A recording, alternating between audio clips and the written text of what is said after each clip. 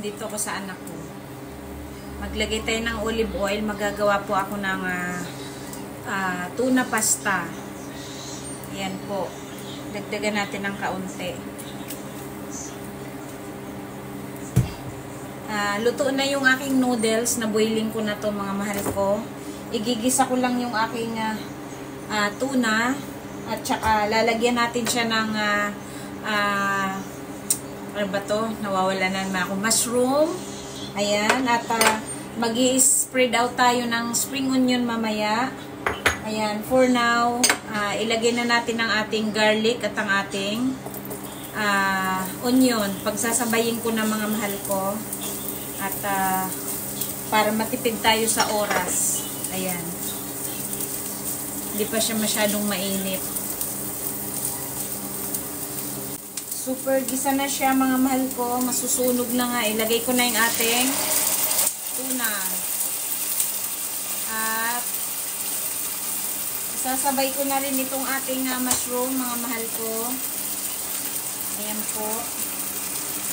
Para lumuwag ang lola nyo.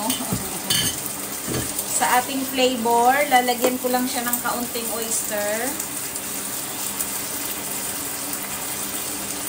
Ayan.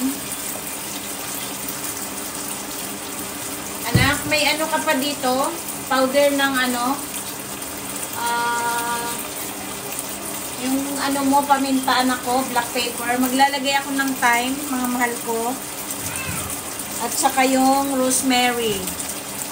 Para meron tayong herb. Ayan. Kasi very quick lang tong ating ano.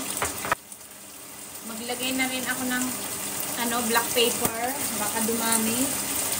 Ayan. Actually, dahil luto na nga to, ilalagay ko na mga mahal ko ang ating pasta. Ouch! Oh my God. Kamayin ko na. Dumikit siya. At I need 1 spoon para pang mix. Very quick lang to, di ba? Oh. Ayan. At medyo dry, maglagay tayo ng ating pasta water. Ayan. This is almost done, mga mahal ko. Papakuluin ko lang ng isang kulo. At i-add na rin natin itong ating spring onion para maganda. I-garnish na natin siya. Ayan. This is almost done, mga mahal ko. So, ito turn off na natin. Diba? Sobrang easy lang po. Tikman muna natin. Ito turn off ko na siya, ha. So, yan. Tikman natin, mga mahal ko. So, easy lang. 4 minutes, mayroon na tayong pasta, tuna.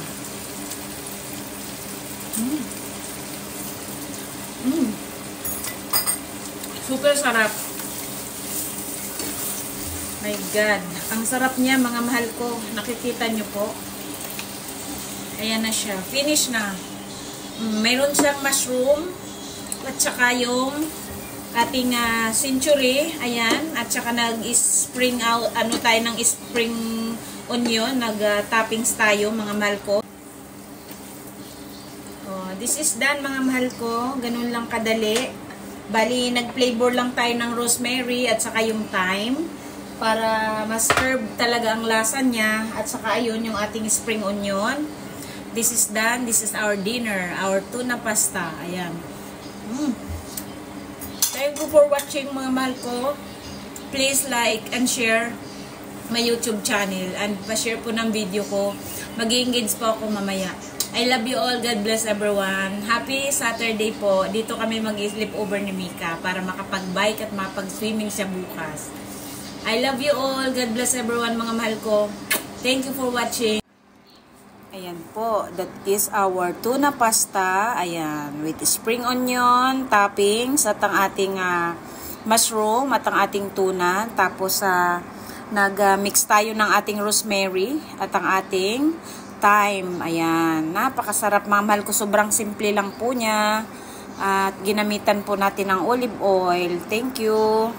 Let's eat na po.